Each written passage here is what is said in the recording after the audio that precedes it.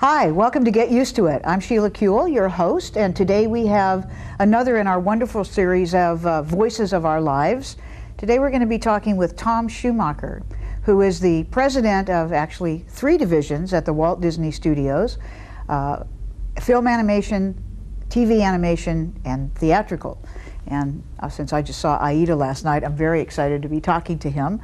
But that's not the only reason we're talking to Tom. He's had a long and interesting career, not just in the industry, but with our community, and we're very proud to have you here, Tom. Welcome. It's exciting to be here. It's kind of a fancy studio, all things considered. What do you mean, all things considered? Not Well, Disney? Is that what you're saying? No, I didn't know that this, this beautiful room that just wraps around us all the way around. It's fantastic. It's a little gayer than Disney, too, do you think? Just in its decor, although well, I'm not sure your office may look like this. You know, it's the Gertrude Stein shot, the Isherwood drawing, Bacardi's Isherwood piece. Yeah, it has a kind of a whimsy. Is that what you meant by the Yes, gayer? a little whimsical, right. Anyway, I'm very, very glad to have you here. And one of the things we like to do, I mean, you've done extraordinary work, but I don't want to just talk about your work. It's kind of about you as well, and you know, how your life has flowed along or not.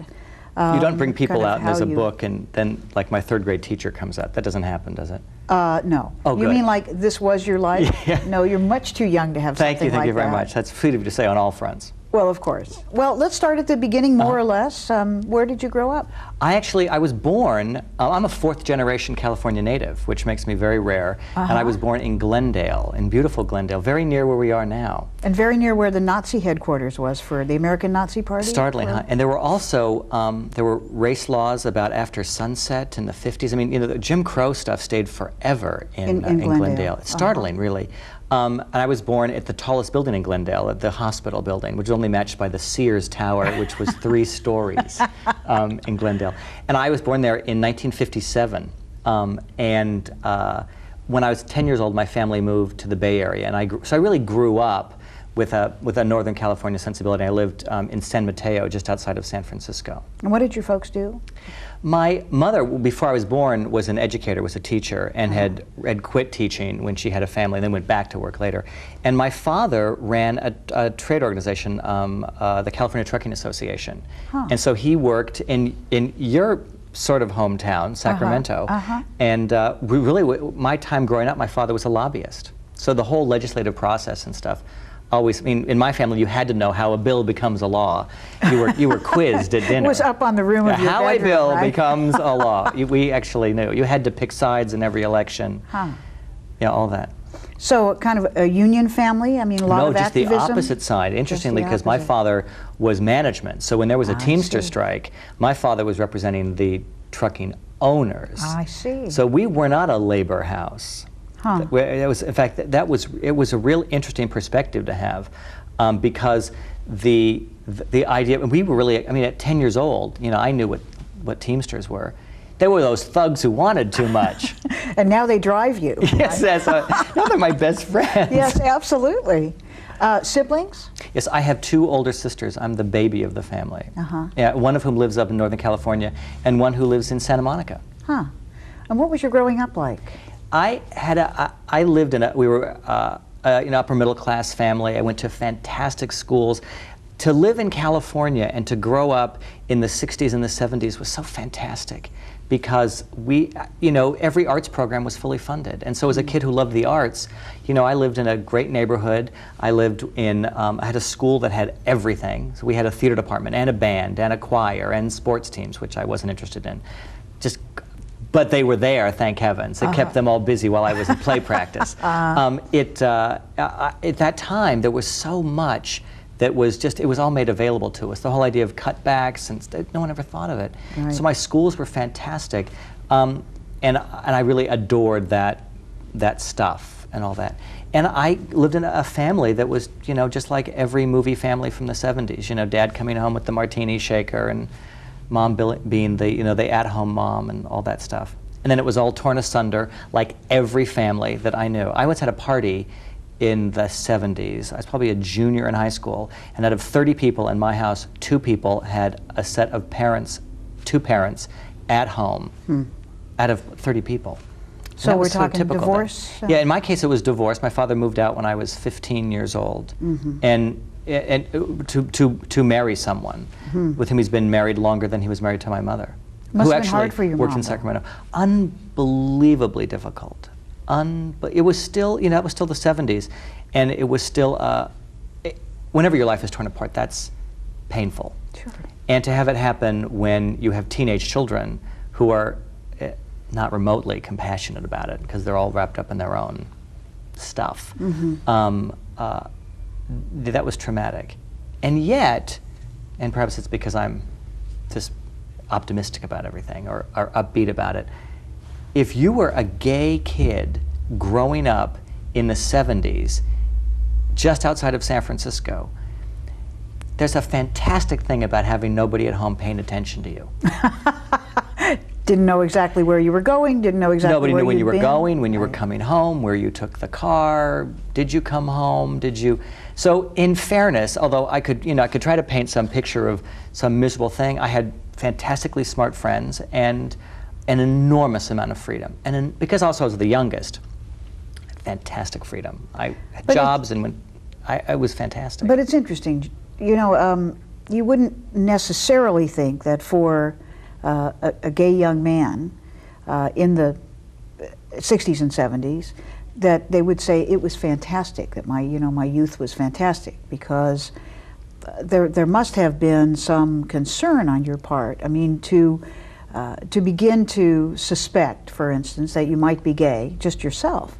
The very beginnings of those thoughts are often kind of scary, even in that time, don't you think? Well, even when I say it was fantastic, of course it's terrifying, you know, and part of that, the view back is a bit rosy, I guess. But it, you know, when I think about it, I'm still in touch with my first boyfriend in high school. He lives in New Mexico. He's a wonderful guy, and we email back and forth and talk. And when I think back to some specific events, they're really wonderful. And I think back to other stuff, and I think, you know, it's a cruel, ugly, hard thing, whether you did it in the 70s or whether you're doing it now. But I had, and which I'm always aware of, I had so many advantages that other people don't have. I had advantages of fantastic friends who, as they found out, some knew when I was in high school, some didn't know until afterwards, but everybody knew. You know, I was the boy that if you said, Mom, you know, if you were a girl and said, Mom, can I go out on Friday night and stay out until 2 in the morning? And she'd say no.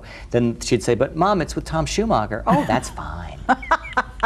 You know, Sure, of course. I was that boy, you know. So when I look at it, I think, you know, people were really nice to me. And because I was a theater kid, you know, I wanted to do theater from the get-go. You know, 4th grade, I wanted to be in this little school plays, you know, the Pied Piper of Hamelin or what have you. So when I was in high school, I got very involved in a community theater that was in my city. That meant, you know, kids played kids and adults played adults, and you know, it wasn't like high school plays where you know, drew 4 lines on your forehead to represent adulthood. This was actually, you played a kid, you know. So I did every big musical you can name with adults in the adult roles, and we rehearsed at night and on weekends and then would do these shows. Well, because of that, my circle of friends were other kids who liked theater, kids who were theater tech kids, you know, and adults who ran the theater and adults who were in the shows. And one of them in particular was a drama teacher at a local high school, but not mine, and he ran the program and had been a professional actor and really mentored me all through high school. And because of that, I had an outlet. I had people that were supporting me and watching out after me and encouraging me. So when I look at kids today, I always think, who's doing that for them? Right. When I think of organizations I want to help, it's organizations that are going to do that.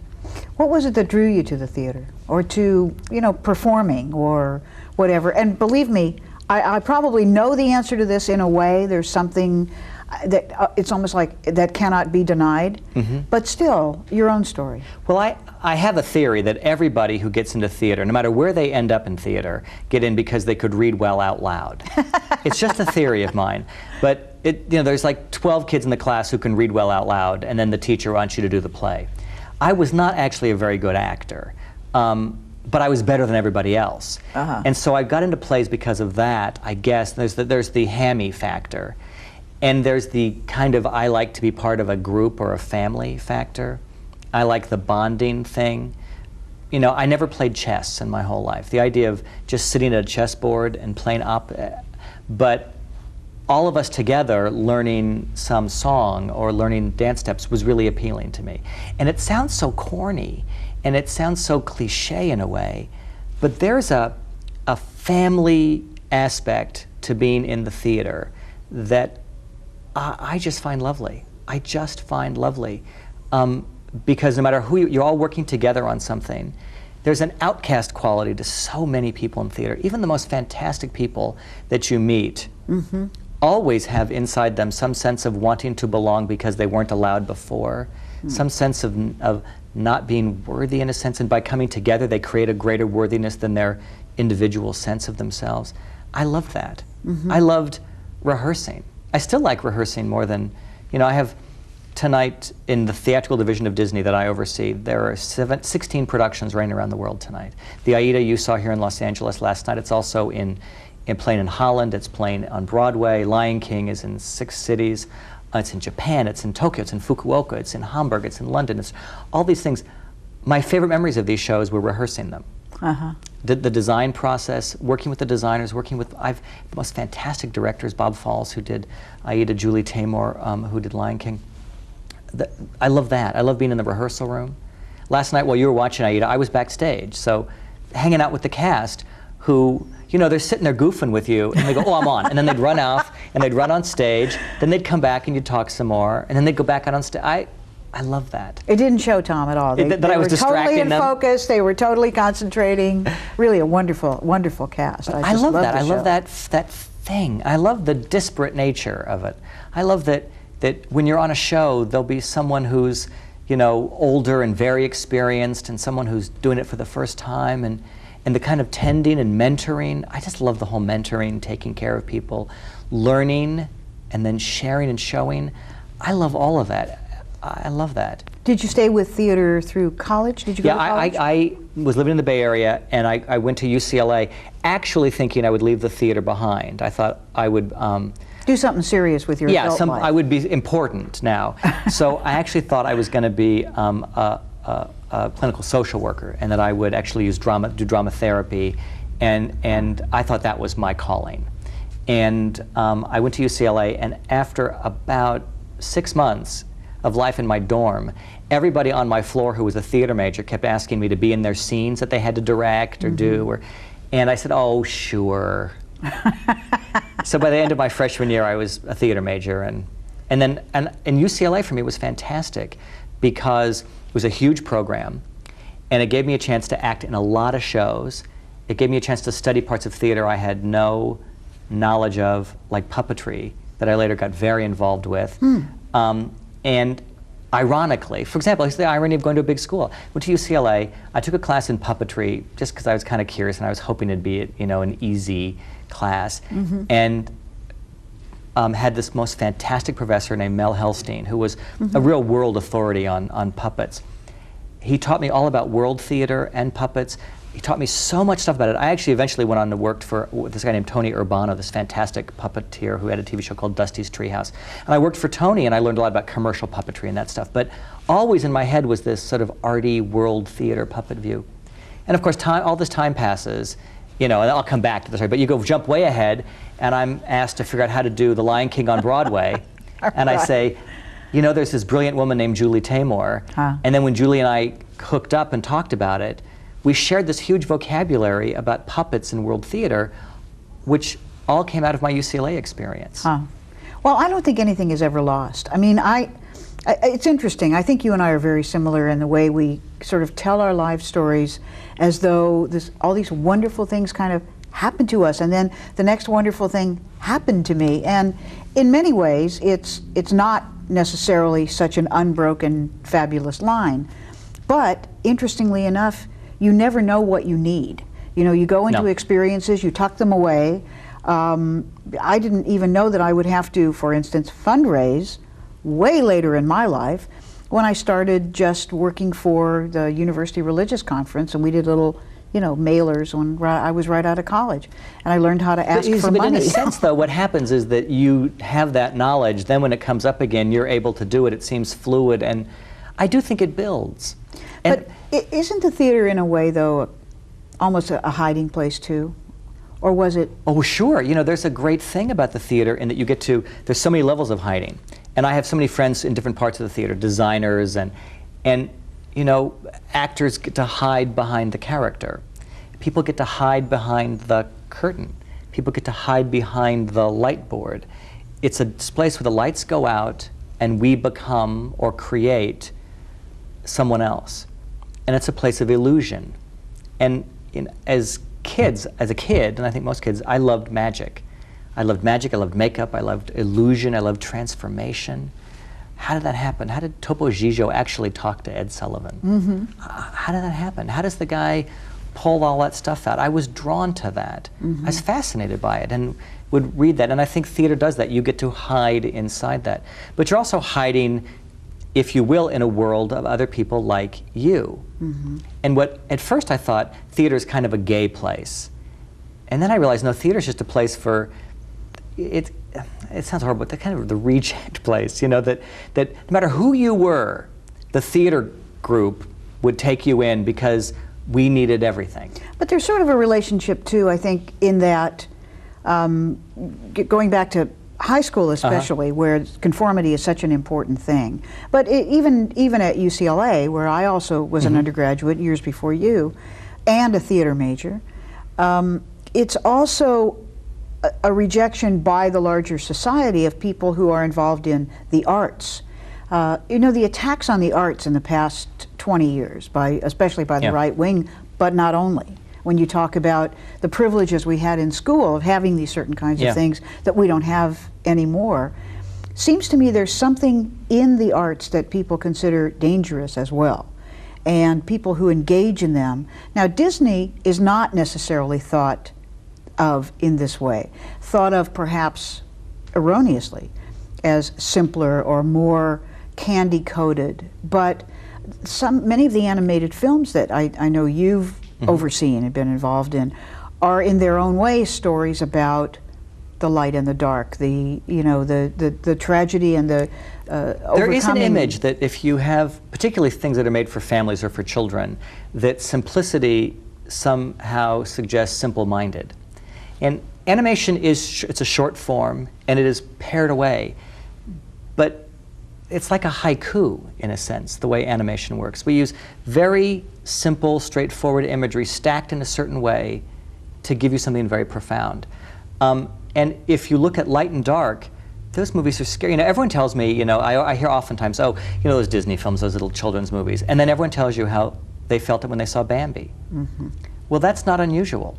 When we made The Lion King, we were convinced we had a problem because Simba's father, Mufasa, dies tragically in this stampede of wildebeests, and we thought that would terrify children. And then literally his corpse is laying there and the boy runs up and tries to wake his father and can't. And everyone thought this imagery was going to be too difficult.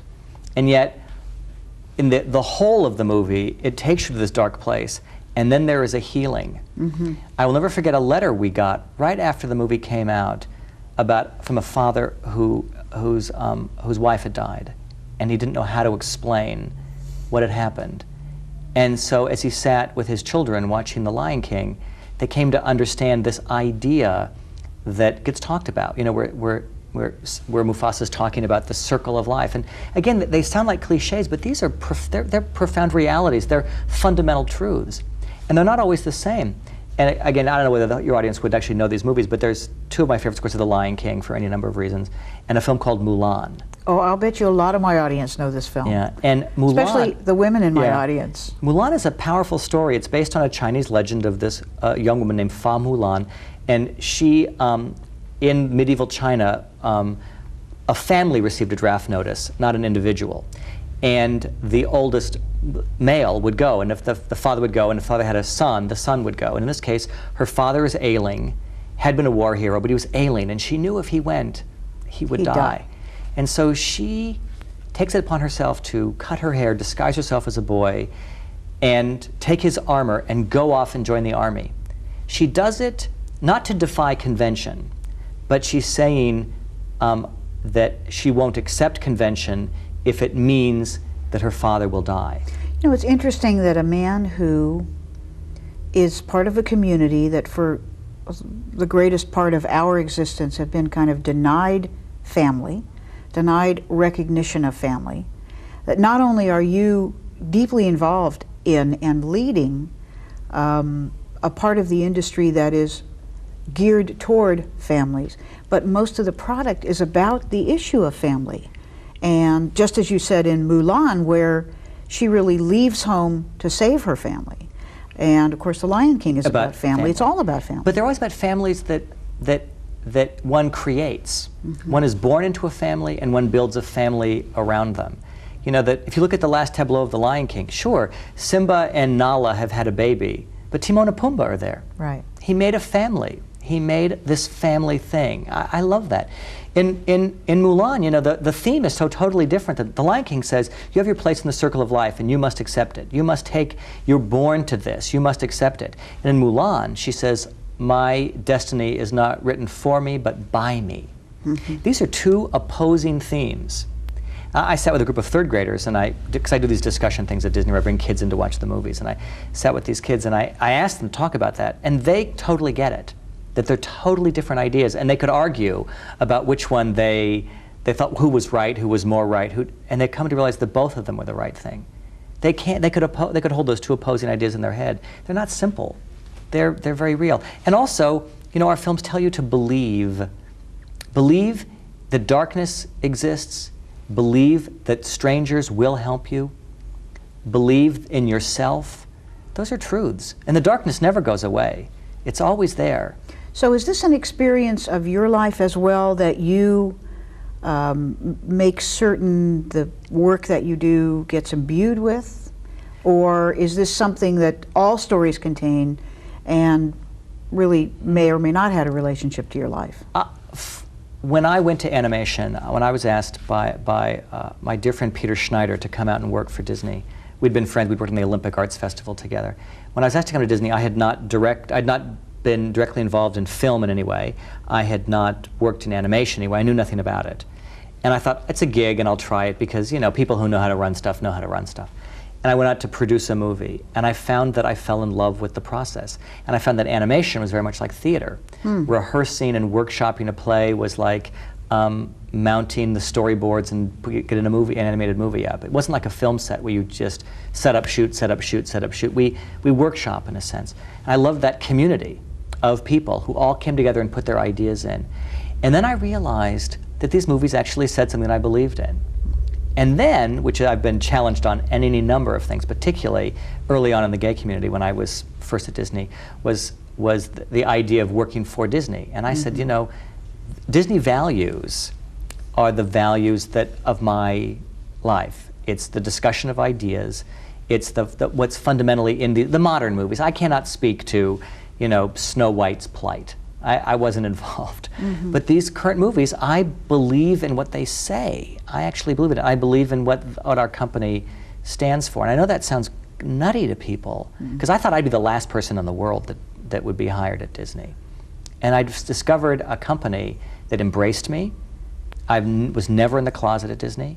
I'm at a company that was one of the early companies to give domestic partner benefits, and a company, I would argue, that was at the greatest risk of any company in America. And no one was at greater risk for giving these benefits than the Walt Disney Company. My partner Matthew White and I, we celebrate our 20th anniversary in February of this year.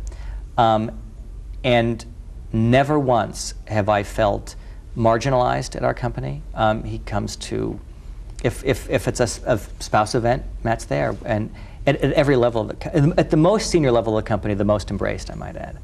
It's the complete inverse of what I think everyone would have expected. But you couldn't have gone without some problem there, either from the outside or inside. From? Well, I don't know. I mean, people must have, do they know that there's a gay man running these divisions in that outside sort of right-wing world? You know, early on, like right when The Lion King came out, I've been there for about 14 years now, and that was probably in the first 5 years. The Advocate did a pretty extensive profile on me, and it was 4 or 5 pages long, and pictures and all that stuff. And I got an enormous amount of hate mail, ugly hate mail. ugly stuff. And you realize that that's there. And I had felt somewhat protected from it, because I thought that happened to people who do what you do. People who are social activists, people who live in the political arena. And I had not originally realized, I knew it was my own personal politics. I was always out, from the time when I was like 18, I was then out. And I knew what that was. And I got slugged, actually at a market near Beverly Hills during when we were the No on 6, the Briggs Initiative. You got slugged just for being in the market, or you were being an activist? I was out front leafleting, and after a rally, I think I saw you at. It's possible. Yeah, and I got slugged, and I thought, oh wow, that's what happens. But I never saw it as a big surprise thing to do. I said you could do that. In my house, again, growing up in a house of political activism, even if it was really mainstream legitimate stuff, and my grandfather really believed in stuff, and so I got that. It wasn't until I started getting this hate mail and I realized I was putting not only myself but my family at risk, and Matthew at risk, and people who were, really despising the fact that I did what I did. What I found startling was that the company, the Walt Disney Company, and particularly the people I worked for directly, did not even blink. Did not even blink. There was a huge letter writing campaign that I should be fired. There were like 3 or 4 of us targeted that should be fired because we were gay people working at Disney. And those campaigns you've seen them. I mean, those. Sure, they're ugly. Yeah, and like they have a newsletter, and they'll have like a blank sheet, and like you fill it out, and they tell you fax it in, and these huge stacks come.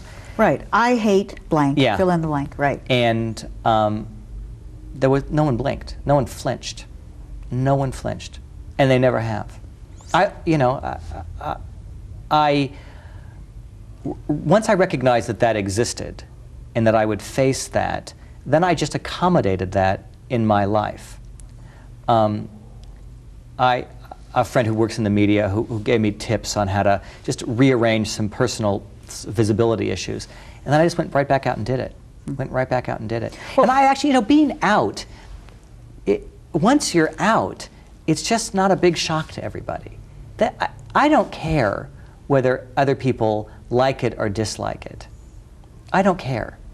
They have to respect me. That's all. Give me the same dignity that someone else gets. Give me the same benefits that someone else gets. We haven't had Matt and I have not had a union ceremony. Other people, everyone makes their own choice on that. I won't do it. I will not do it until I can get married. So that's and mostly because I want to tell people everywhere I go, and they say, "Oh, you guys have one of those?" No, we don't. We're not allowed. I do that. Well, it's interesting. You never paint yourself as an activist, and yet you let drop a little line about, well, I was leafleting during, No on 6. This time between college and Disney must have been an interesting, or maybe in some ways difficult time, because I get the sense you're building professionally. You don't necessarily, you probably have to be out because you're out, and you can't go back in. It's hard to be. But you don't have to be out leafleting. How did these things come together?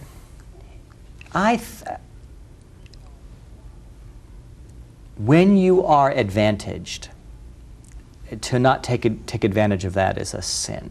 I mean, I do believe in sin on some level. You know what I mean? It's just wrong. Here I am. I'm able. I've always been able to pay my rent, and whether I'm paying tiny rent in my cockroach-infested apartment on just east of Normandy, or whether I'm living in a nice house, I've always been able to cover my head. And so always, and my family was always I was working at the North Campus facility, the former Gypsy Wagon at UCLA, and I still wrote my $25 check a year to KCET. People who don't know about the Gypsy Wagon, it's a restaurant at UCLA. It was a little sandwich cart kind of place. I've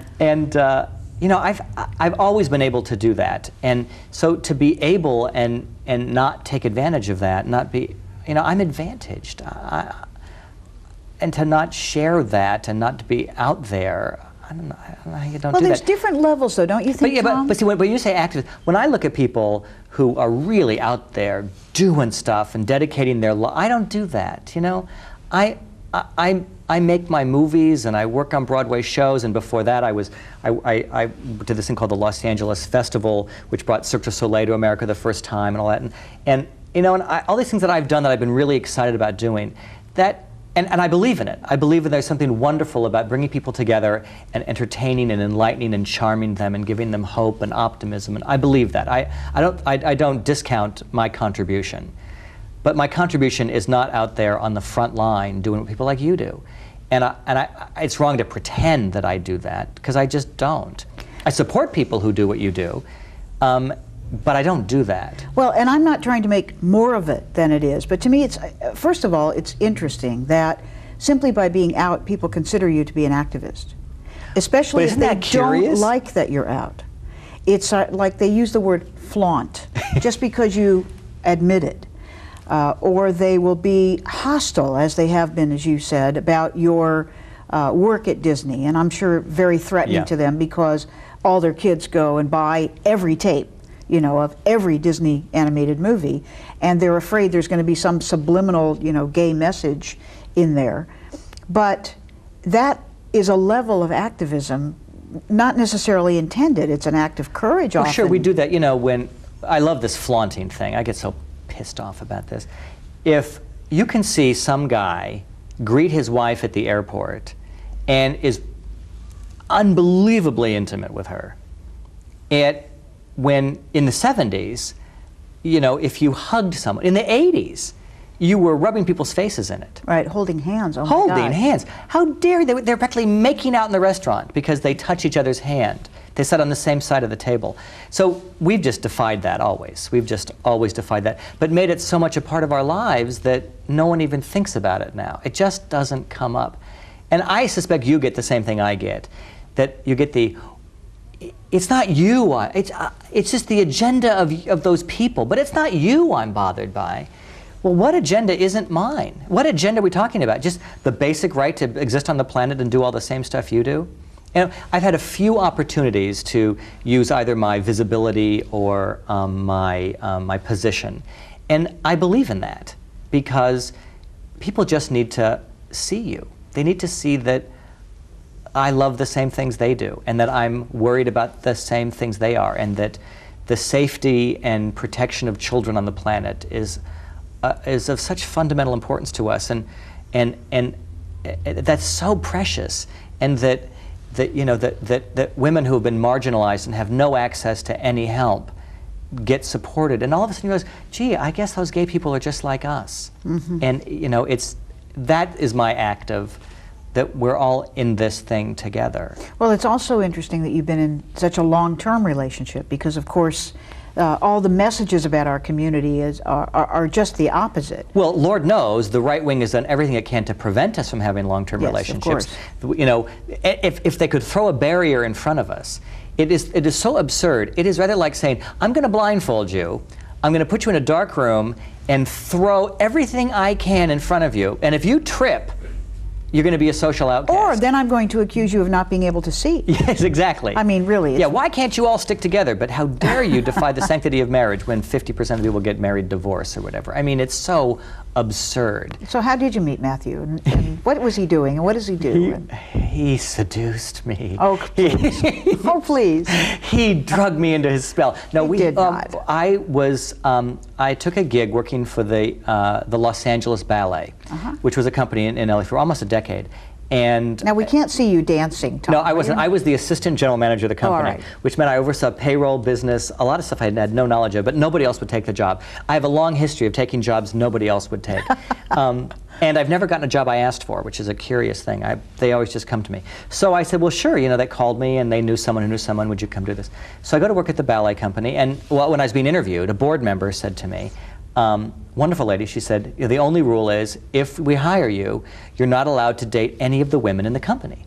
And I said, well, that is not a problem. Okay. That'll be fine. And I thought they were like kidding. And then very soon, you know, we met, and then one thing led to another. And Matthew was he was a dancer in the company, yeah. From Amarillo, Texas. Had gone to New York, studied at the School of American Ballet, got recruited for the LA Ballet from there. And yeah, that was 20 years ago. So I'll bet he's probably not still dancing with the company, though. No, now he's a very fancy pants interior designer. He does big fancy homes and New York apartments and gets written about in Architectural Digest. And now he's terribly fancy now. I'm glad I met him when he was available and, you know, a humble dancer. Well, you're pretty fancy yourself right now, actually. I mean, Yeah. certainly people feel that you are very influential, and probably more than many people know what you've said about animation, for instance, and the participation in the development of a theme or you know, of a direction that that a film will take. I don't think many people know about that. Well, you know, there's so many different ways that you can, you know, when someone says, what does a Broadway producer do? Or what does a film producer do? Or what does a studio executive do? And everyone does it differently. The process that I'm in is that I'm part of it. So that I'm part of the original, what is the idea, how are we going to put that together, who's going to be a player on it, and then stay with it and partner with the team. My job is not to direct the movie or direct the play. I don't do that. I also don't just provide the money and come on opening night. I'm very much in the mix of it. And because I'm managing a portfolio of projects, I get to push forward the ones that I think are interesting. And I work for really wonderful people. You know, I work for Michael Eisner and Roy Disney, who allow me both great freedom and are very committed to the process. They actually love the stuff. Roy loves to be in the room and work on animation. I had lunch with him right before I came over here. He's in the middle of it every day, all the time. Michael Eisner loves the films and completely adores the theater stuff. So in tech rehearsals, he's there in his baseball hat and his sweatshirt, watching us put the show together and giving us notes. They're in the mix of it. So I'm blessed that way. I don't know what it's like someplace else. You know, I've been to Disney 14 years. I was at the festival before that. I was at the Taper before that. And then I was in school. You know, I haven't floated around and seen everybody's stuff. I've probably worked more places more consistently than a lot of people, and made more things, but I kind of have our way of doing it. And what does the sort of a life in the theater, sort of, what does it give you? I mean, I can see that you love it and you enjoy it, but sort of what's the point? And now maybe it's because I'm so much older and I keep thinking, what's the point? I mean, I think that I've made some, but what's the point? We exist to connect. I think it's the only reason that any of us exist. Now, some people connect with what they write, and they're all alone in a room, and we know them through their words. My life was changed by J.D. Salinger, and I'm probably one of a million people who would say that. My life was totally changed by Christopher Isherwood, both through his writing and actually meeting him on a few occasions. They make connections with us. You connect people because you make connections with people through first your work as an actress and then your work as a legislator. And you transported them in both cases. I connect with people by helping to make things that they see that I think put forward good values and entertain. They're not intended as didactic. They're entertainments that I believe in what's inside them. I think it's the only reason we exist. Well, and everybody you meet that moves you, when you meet someone who makes you cry, right. There's a guy who ran All Saints Episcopal Church in Pasadena, a guy named George Regas, who I've come to know a little bit this year. And to know George, when you talk to him, you tear up. A man of faith, a man of fantastic politics, and I think of him as like the ultimate of this, of someone who gives, he connects, he shares. And the better someone is at it, the more they move you and the more they inspire you. Well, I find him to be essentially fearless too. I mean, one of the interesting things about people who can, many people call it tolerance, but it goes way beyond that. People who can include a multiplicity of ideas sort of in their worldview, who are not afraid that somebody else is going to have an idea or somebody else is going to want to make a point, who would read anything and not be afraid that it was going to, you know, harm them in some way. But of course, that's not, you know, that's not the case with everyone. No, but don't you find that, and I do it with everything now, and maybe it's a part of being older. I also took a great class at UCLA in the philosophy of contemporary moral issues that demanded that you look at the other side of everything you believed in. And it was a fantastic class for me because I do it all the time now. When I find there's an interesting thing that we do in our own community. We are furious if somebody boycotts something we believe in. And yet we're the first people to boycott everything. What's up with that? What is up with that? I often defend Charlton Heston. And people are outraged. Now, when I was a boy working the theater at the Taper, I knew him briefly. He would never even know who I was. But I admire him for his passion, not for his position. But I admire him for his passion. I understand where it comes from. And everyone who is furious with him for exerting his fundamental American right to say stuff that I don't believe in is the same people who think their right should be protected. I never understood that. I never understood. Well, some people are afraid of the competition of those ideas. I mean, and also, you don't want to just do the sort of kind of philosophy that says, well, you know, no ideas are better than any other ideas. It's all no, my ideas are better. Don't get me wrong. Right, exactly. I'm right, but I can't. I'm not laughing, Tom. I'm right, but it doesn't help to just say the other guy doesn't have a point. Well, we were talking the other night, and you mentioned this to me, actually, and it's something that I only thought of when we were having this conversation. A number of young people, especially in our community, have said, you know, the worst thing that people, or the worst word that people use now in high school and junior high school is the word gay. When they want to say something is really bad, they just say, well, that's really gay. Don't they understand that they're really using this in a way that's discriminatory and they're harming our community? And I said, well, you know, when I was a kid, we would say if an idea was really bad, that's really lame. But we never thought about people with disabilities, and yet it was exactly the same kind of insult. Why choose that word out of a dictionary of 1,000,000 words to say that something is bad? It is a choice and a way of putting down a community. Well, when you said this, I wasn't thinking about it. But when you said it the other night, that simple thing has made me question. When you brought that up, I've told so many people about it, because it made me see everything differently all of a sudden.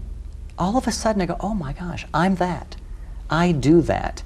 The examination of the other guy's point of view is so valuable. I'm convinced why you're successful in Sacramento.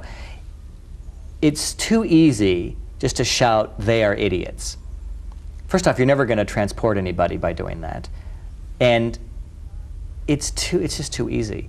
Now, again, I think I'm right. I think you're right.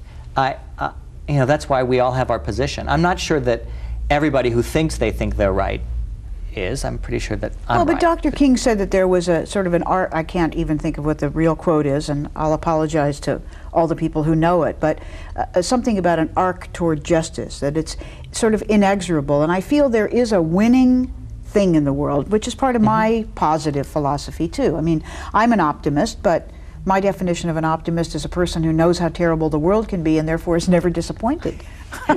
So, maybe like, that's... I keep saying to people, what'd you expect? You know, just keep up the fight. Of course they're going to say that.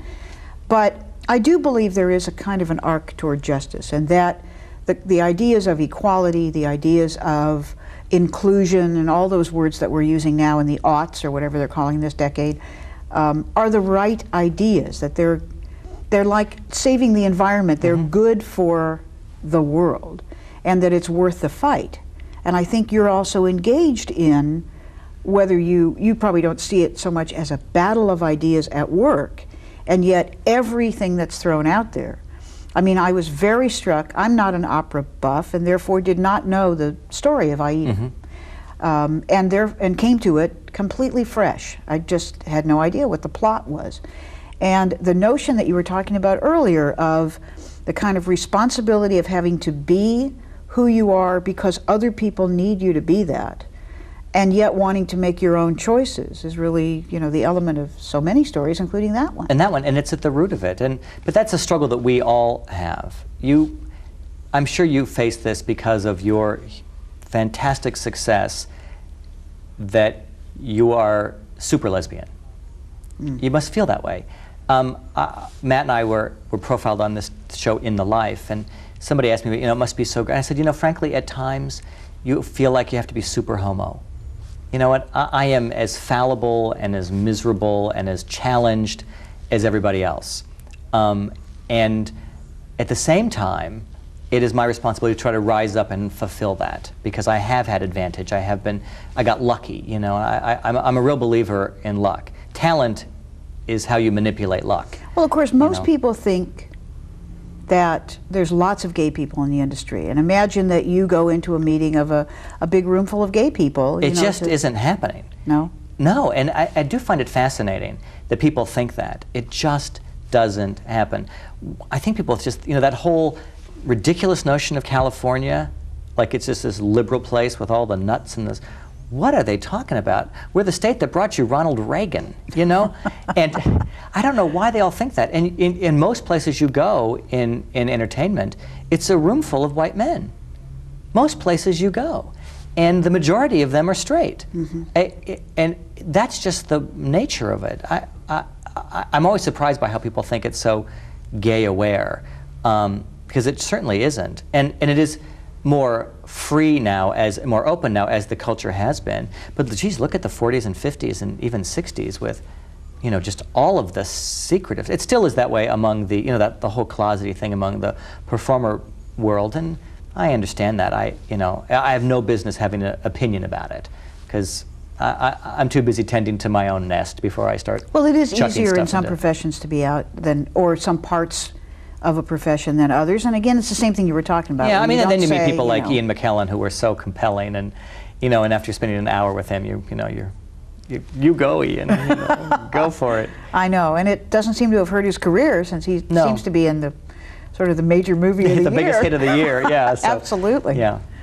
So what about your, if you can say, and this may not actually be something that happened, but was their experience unique to being a gay man, especially out as early as you were in your life and therefore all through it, that you bring to your work?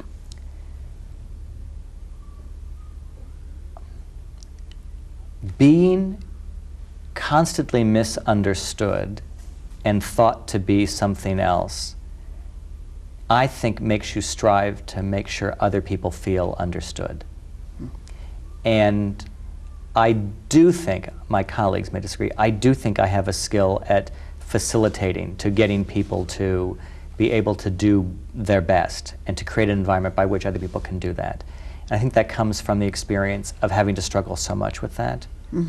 The flip side of that is gay people, and particularly, I can't speak for women. I know for boys, you become fantastic liars really early on, because you have to survive, to keep from getting beat up, to keep from disappointing, to keep from telling the truth. Right. You lie. And from that, you develop a fantastic facility to manipulate. And once you learn how to corral that and use that skill to manipulate, to anticipate, to see, because lying is all about preparation. It's like a good lie is like a good paint job. It's all about the preparation. And that once you realize how to command that to good, it works. I also grew up in a house, because my father, who I'm very fond of and I love and I talk to all the time, we had a real rough period, and my father was the classic, 60s dad with the drinking and the yelling and the caring, and a huge man and a huge personality. And he was unrelentingly hard on me as a kid, which meant that you had to have an answer and you had to have a response, or you broke. Now, either he made me strong enough to do this, or I was strong enough, therefore I survived. I'm not sure which is true. But either way, I come out of it a better person than I might have been. And you can, I don't mean to be the corny half glass, half empty or half full, but those people that go through the day and something crummy happens to them, and that's all they can harp on at the end of the day? And then there's those of us who say, isn't it great that only one bad thing happened today? Right. That's me. Isn't it great that only one crappy thing happened? Because the other stuff is so fantastic. I used to say to my shrink, and she hated this, I'd say, I'm not dead. And someone said, wow, how does it feel that you're getting older? I said, a lot better than guys who died. Exactly. Well, my guardian angel gave me this lesson just about a week before my 60th birthday, because I couldn't even believe I was turning 60. I mean, it was like, wasn't I just 40? This is way too quick, and I thought, oh no, it's all going to fall apart now, and I was very agitated, and I knew this time it was about my birthday. So I was in the Capitol, and I thought, I've got to get out of here. I've just got to get out of here. I can't sit still. I'm so agitated. I don't know what to do, but I'm an Angelino. When I'm agitated, I drive. So I went down to the garage in the Capitol, got in my state car, and started driving through Sacramento, which I don't know very well, but you know, all the streets are numbers this way and letters this way, you can't get lost. And I'm driving out in an area in the 40s where the houses are very nice, and I'm looking, the trees are pretty and the houses are pretty, and I thought, this is what I need. I'll just drive down this street and then this street and look at the pretty houses and just kind of calm down. And so I went up this street and down this street and up this street, and when I went down this street, I drove into a cemetery. Who knew there was a cemetery in the middle of Sacramento? Of course, people have to be buried somewhere, and it was one of those cemeteries with a one-way street. So you drive in, it looked like I was just going in another little street, drove in, and I'm in a cemetery, and I had to continue through the whole cemetery because it's a one-way street. So when I got out to the other gate and drove back out again, I said, okay, I get it. I mean, this is like, here's the lesson. Yeah. You're worried about your birthday? Here's the alternative. Now, maybe that's not a story that means that. I don't know. I think it does. We're given gifts, and we're all given extraordinary challenges. You know, and people ask me all the time, because I just, you know, I travel and I'm always on an airplane and I'm always flying and I don't have time for all these things I want to do, and because I have 3 different jobs, and they always say, oh, you must work so hard, and I think, please. I said, I can introduce you to any number of single mothers in South Central Los Angeles trying to raise 2 boys in a very difficult world. She's got 2 jobs. You know, she's cleaning houses, and she's a night nurse in a convalescent hospital, and her mom takes care of the kids when she's out at night, and she's struggling to keep it all together. And you're going to tell me that my job is hard? It just isn't. We can let ourselves go a little bit and just acknowledge that what a treat it is to be making stuff and doing stuff. We should watch out for other people. You know, and whether we are gay or straight, I don't care. I care if you can reach out to people, if you can connect with them, if you can touch them, if you can help them. And if you get in my way, I will crush you. Well, and you have to have that point of view. Well, if you try to stop me from what I believe in, I will crush you. But we tell where we think of where we're going, and especially I think certainly in the industry, in terms of stories. We tell stories to each other right here, Tom, to make our point. I mean, storytelling is what you do and what you're engaged in. What story is yet untold? What will you do? I don't mean somebody else's next project. What is the story you'd still like to tell? For me, the story that we don't yet understand is the true story of inclusion, and that's not a cliche, that's a reality. The other night, I introduced Michael Eisner to my friends Richie Jackson and B.D. Wong. Many people know B.D. Wong because he's a well-known actor. And they have a son, Jackson Fu Wong, this beautiful little boy. And where that little boy came from in his life is a story that I told to Michael, and he was fascinated by. And I realized that this is the story that the world doesn't yet know. That when you think of family and you think of who we are and how we nurture and raise a generation, that for all time there have been so many versions of that. For all time. People raised by grandparents, aunts, uncles, neighbors. That story has yet to really be told. And until that story is as cliche as the fantastic stories told by Hugh Beaumont and Barbara Billingsley on Leave It to Beaver, the story hasn't been told of what a family is. That story that Hugh Beaumont told was fantastic. He was a smart, wonderful man. And until the story of these created families is told and becomes as cliche as that, the story hasn't been told yet of what family is. Well, I love that you were comparing sort of in The Lion King, the way this family ends up as that kind of chosen and biological family, and not a fairy tale really in any way, I think. No, it's legit. It's who we are. Well, I know you're not going to believe this, but we've been talking for an hour, and now Won't our time I is ever up. shut up? No, I don't. I could go for 2 more hours, and probably even after we're done with the show, we'll continue to talk. I'm so glad you were with us today, What Tom. a treat to be here. No one ever asks me these questions. I know. Well, that's I wish I could have hyped a movie. I'm really good at that. You know, we'll send you the tape, and you don't actually probably need to hype your movie since everybody is buying at least 3 copies of the videos and giving 2 away. And I hope that you've enjoyed this as much as we have. because there are lots of stories that Tom Schumacher's been involved in telling, and I hope you're busy telling your own stories, and I hope you get used to it.